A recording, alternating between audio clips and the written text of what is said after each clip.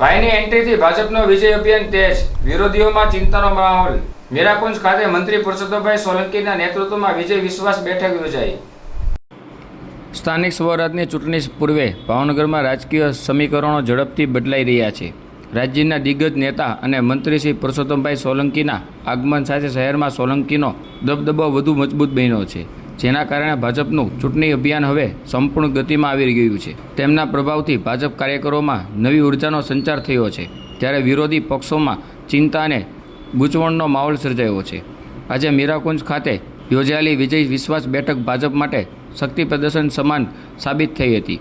બેઠકમાં ધારાસભ્યો, જિલ્લા તાલુકા સંગઠન, શહેરના આગેવાનો તેમજ વોર્ડ અને પંચાયત સ્તરના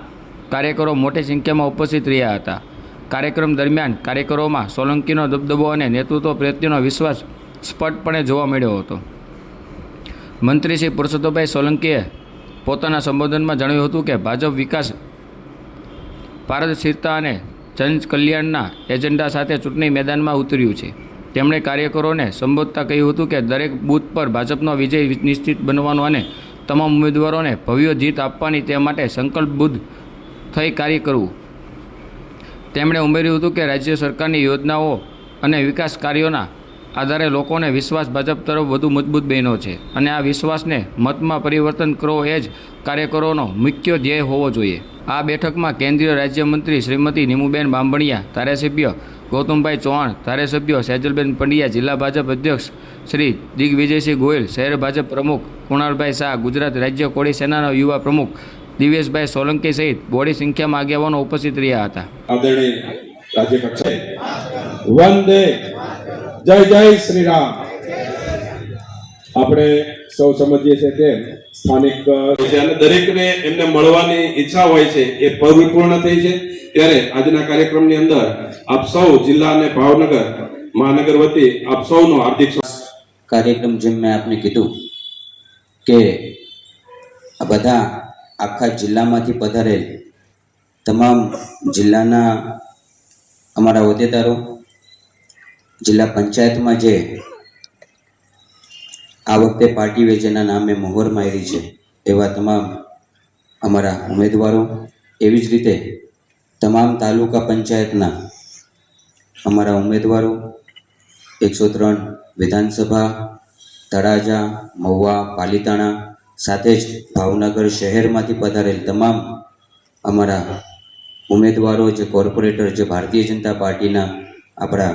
તમામ નગરસેવકો શ્રી છે, એ બધાના સમર્થનમાં રાખેલા બેઠક છે। અને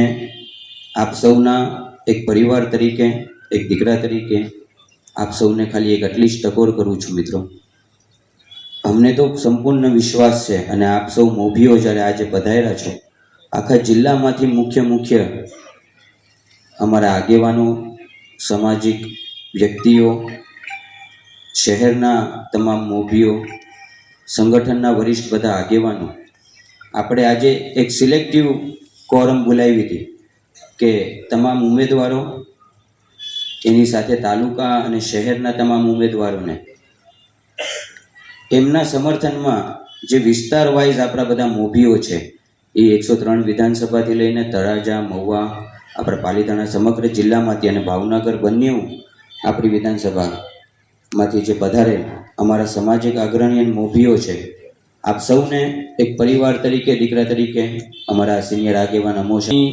આ મીટિંગ જોઈ અને ક્યાંક આપણા કાર્યકર્તાઓ વધુ વિશ્વાસમાં રહે અને આપણા ક્યાંય મતો પૈડા ન રહે, એની માટે ખાસ કાળજી રાખજો। વિશેષ કાંઈ નહીં કહેતા, મારા પછીના ઘણા બધા વક્તાઓ છે, જિલ્લાના પ્રમુખ છે, આપણા આદરણીય પુરુષોત્તમભાઈ છે, આપણે એમને સાંભળવાના છે। અમને આપ સૌ ઉપર, આગેવાનો પર વિશ્વાસ છે, એક હાકલ કરવા માટે, એક સમર્થન માટે। જો કાલે બધાને ફોન કર્યો હોય અને આજે બધા આટલી મોટી સંખ્યામાં બધા આગેવાનો,